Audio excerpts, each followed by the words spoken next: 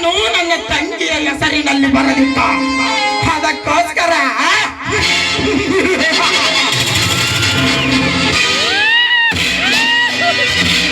ನನ್ನ ತಂಗಿಯನ್ನು ಬ್ಯಾದರಿಗೆ ಎನ್ನುವ ಬಂಧನದಲ್ಲಿಟ್ಟಿದ್ದೇನೆ.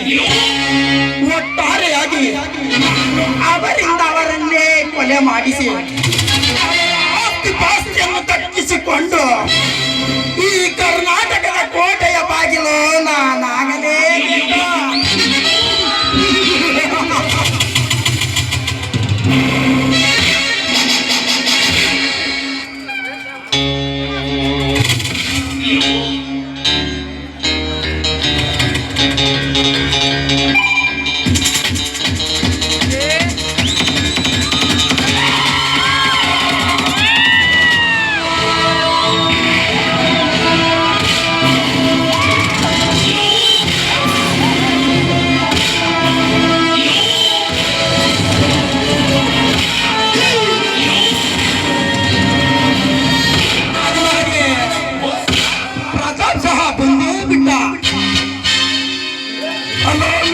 ರವಣಗೌಡ,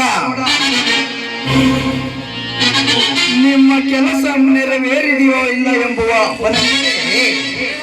ಪ್ರತಾಪ್, ಜಗತ್ತಿನ ಕಾಳಿಂಗ ಸ್ವಲ್ಪ ಕಚ್ಚದೇ ಇರಬಹುದು, ಕಾಡಿನಲ್ಲಿರುವ ಸಿಂಹ ಗರ್ಜಿಸದಿರಬಹುದು, ಆದರೆ ನೀನು ಕೈ ಹಾಕಿದ ಕೆಲಸ ಕೊನೆಗೊಳ್ಳಲೇಬೇಕು. ಗೌಡ್ರೆ, ನಿಮ್ಮ ಮಾತಿನಂತೆ ಪಾಪಣ್ಣನ ಕೊಲೆ ಮಾಡಿ ಸತ್ತ ಶವದ ಸಹಿ ಹಾಕಿಸಿಕೊಂಡು ಬಂದಿರುವೆ, ತೆಗೆದುಕೊಳ್ಳೆ.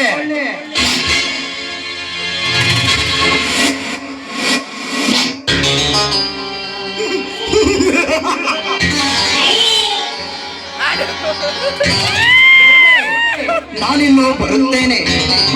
ಬೇರೊಬ್ಬರ ಕೆಲಸಕ್ಕಾಗಿ ಬೆಂಗಳೂರಿಗೆ ಹೋಗಬೇಕು. ಬರಲೇ?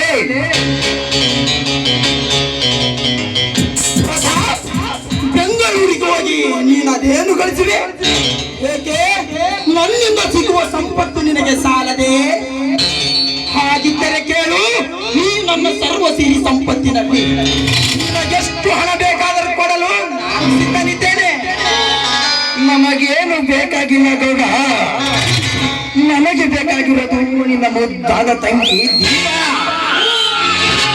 ಅವಳನ್ನೇನಾದರೂ ಕೊಡದಿದ್ದರೆ ಕತ್ತೊಯ್ಯುತ್ತೇನೆ ಮಗನೇ.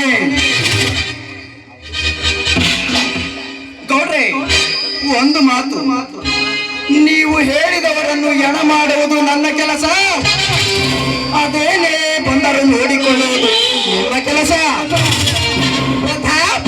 ನಂಬಿದವರಿಗೆ ಮೋಸ ಮಾಡಿದವನಲ್ಲ ಈ ರಾವಣಗೌಡ. ನಿನಗೇನೇ ತೊಂದರೆ ಬಂದರು ಅರೆ ಕ್ಷಣದಲ್ಲಿ ಮುಗಿಸುವಷ್ಟು ವಸೂಲಿಗಳು ಈ ಹಳ್ಳಿಯಿಂದ ಹಿಡಿದು ದಿಲ್ಲಿಯವರೆಗೂ ನನ್ನ ಬಳಿಯಲ್ಲಿವೆ. ನೀನೇನು ಹೆದರಬೇಕಾಗಿಲ್ಲ.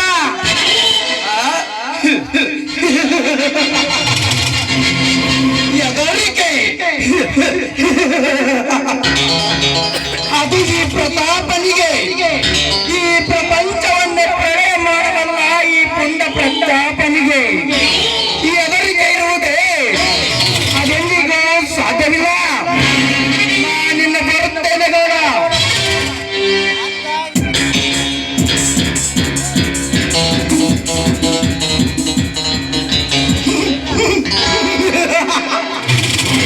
ಹೋಗು ಹೋಗು ದರಿದ್ರಂಗನ ಮಗನೇ ಹೋಗು.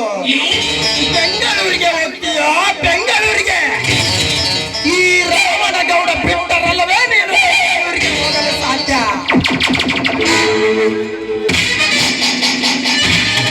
ನನ್ನ ಕೆಲಸವೆಲ್ಲ ಮುಗಿಯುವವರೆಗೆ ನಿನ್ನನ್ನು ನೋಡಿಕೊಂಡು ನಂತರ ನಿನ್ನನ್ನು ಬೆಂಗಳೂರಿಗಲ್ಲ ಈ ಲೋಕದಿಂದಲೇ ಕಳಿಸಿಕೊಡುತ್ತಾನೆ ರಾವಣಗೌಡ.